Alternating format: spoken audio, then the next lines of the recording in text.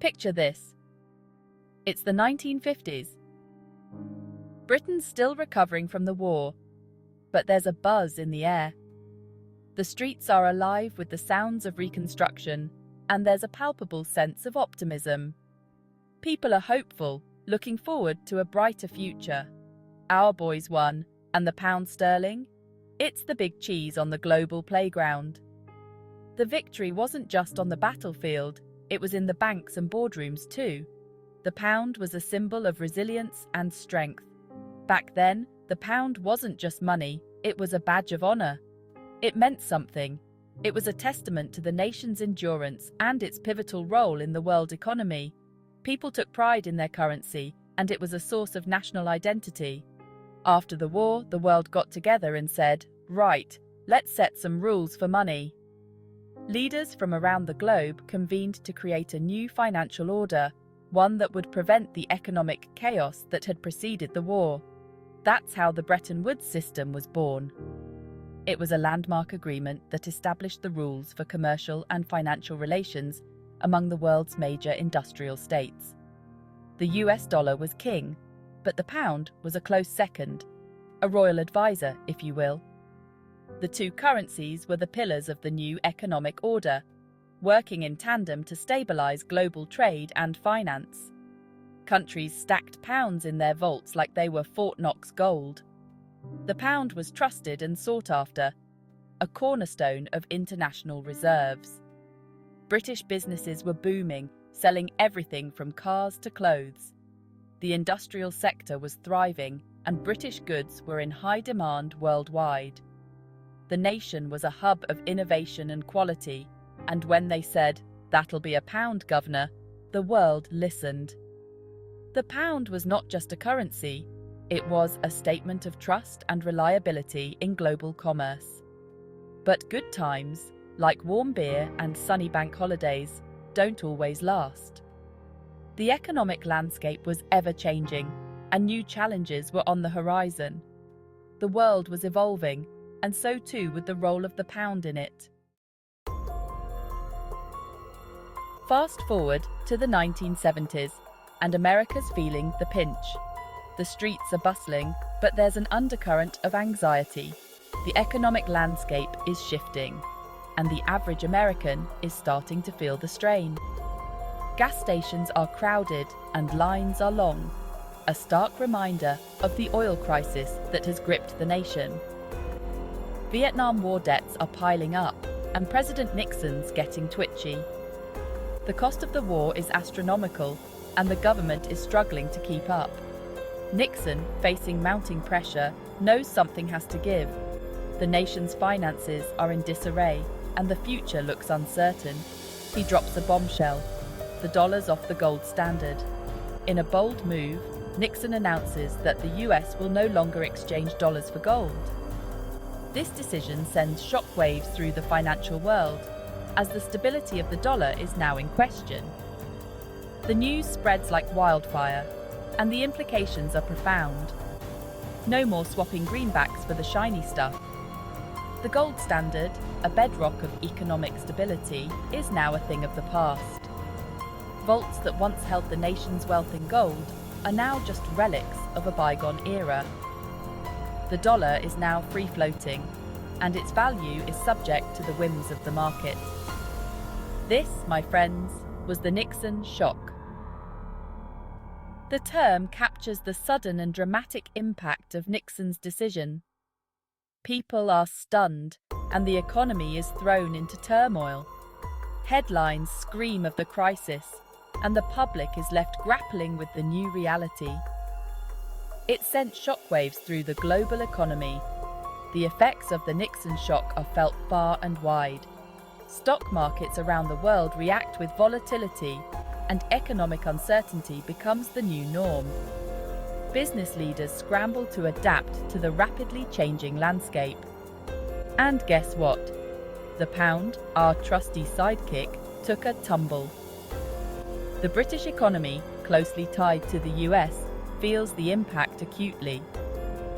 The pound, once a symbol of stability, is now under pressure. the financial district in London is abuzz with concern as the currency's value drops. Suddenly, the world was awash in floating currencies, their values bobbing up and down like corks in a bathtub. The era of fixed exchange rates is over, and currencies are now subject to market forces. This new reality brings both opportunities and challenges as nations navigate the uncharted waters of floating exchange rates. The pound wasn't used to this free-for-all. For decades, it had enjoyed a position of relative stability.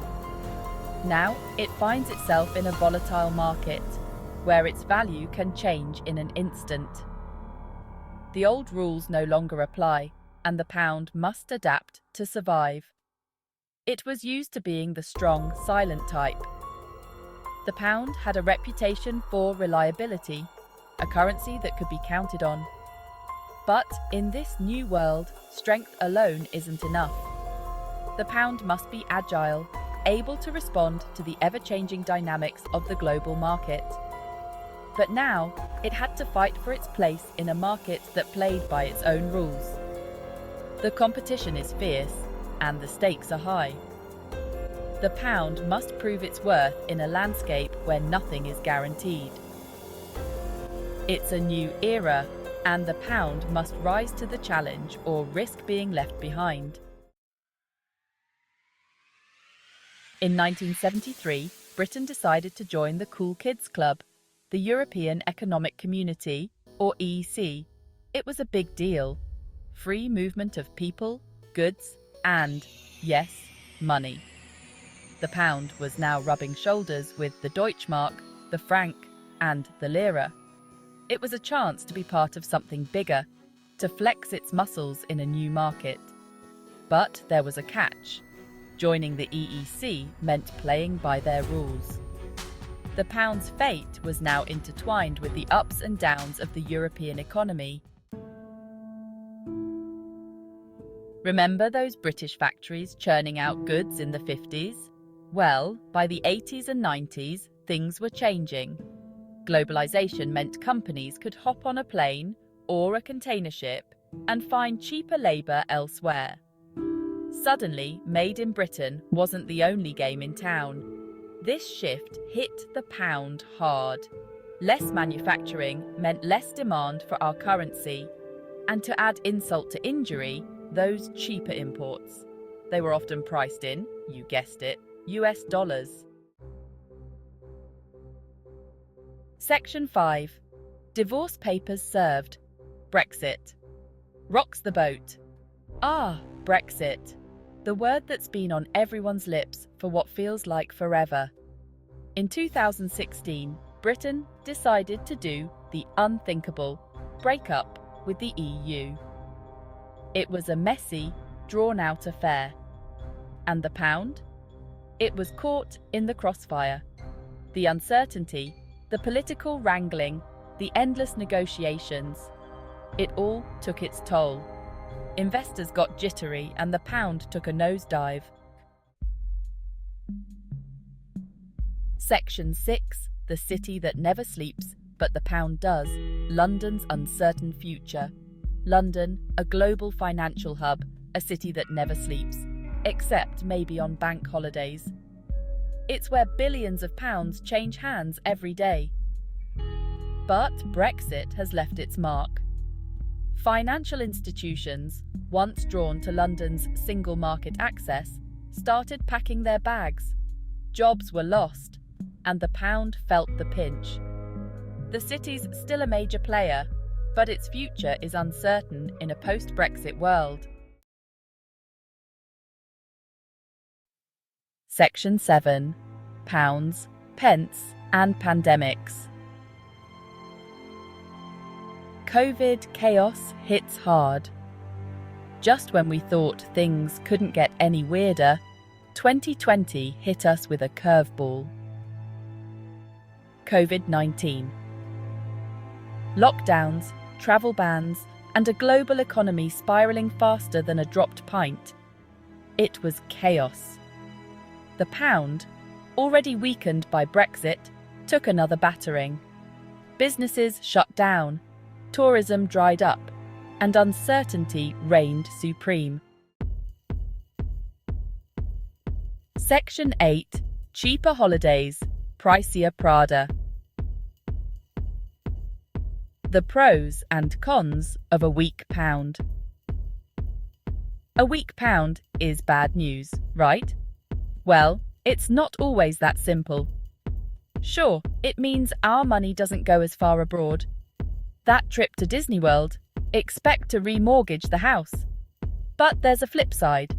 A weaker pound can be a boost for British businesses that export goods. Suddenly, their products are more competitive overseas. And tourists? They're flocking to Britain for a bargain getaway. Section 9. Can the pound bounce back? The million-dollar question, or should we say, pound question. So, can the pound regain its former glory? It's the million-dollar question, or should we say, the million-pound question. The truth is, no one knows for sure. The UK faces some serious challenges: a post-Brexit world, the global economic slowdown, and the ever-present threat of another pandemic. But hey, we're Brits. We've weathered storms before. Section 10. Crystal ball gazing. What's next for the British quid? The future of the British pound, affectionately known as the quid, is a topic of much speculation and debate. Economists, analysts, and even fortune tellers have their own predictions. Predicting the future of the pound is like predicting the weather in Britain, about as reliable as a chocolate teapot. The pound's value can be as unpredictable as a sudden downpour on a sunny day. But here are a few things to watch out for. Global economic growth. The health of the global economy plays a significant role in the strength of the pound. When the world economy is thriving, the pound often benefits. If the world economy picks up, the pound could ride the wave. Trade deals. New trade agreements are crucial. They can open up markets, increase exports, and boost demand for the pound. New trade deals could boost British exports and demand for the pound. Political stability. Political stability is another key factor. The more stable the political environment, the more confidence investors have in the currency. Let's be honest, political uncertainty is about as British as queuing. Political drama can cause fluctuations in the pound's value, making it less attractive to investors.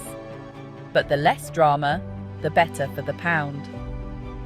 A calm and stable political scene can lead to a stronger and more resilient currency. So, while the future of the British quid may be uncertain, keeping an eye on these factors can provide some clues. Section 11. The pound's legacy. A history written in banknotes. The British pound. It's more than just money. It's a symbol of our history, our culture, our ups and downs. From its post-war peak to its Brexit battering, the pound has seen it all. Its journey reflects the changing fortunes of Britain itself. Where the pound goes from here is anyone's guess. But one thing's for sure, it'll be a story worth telling.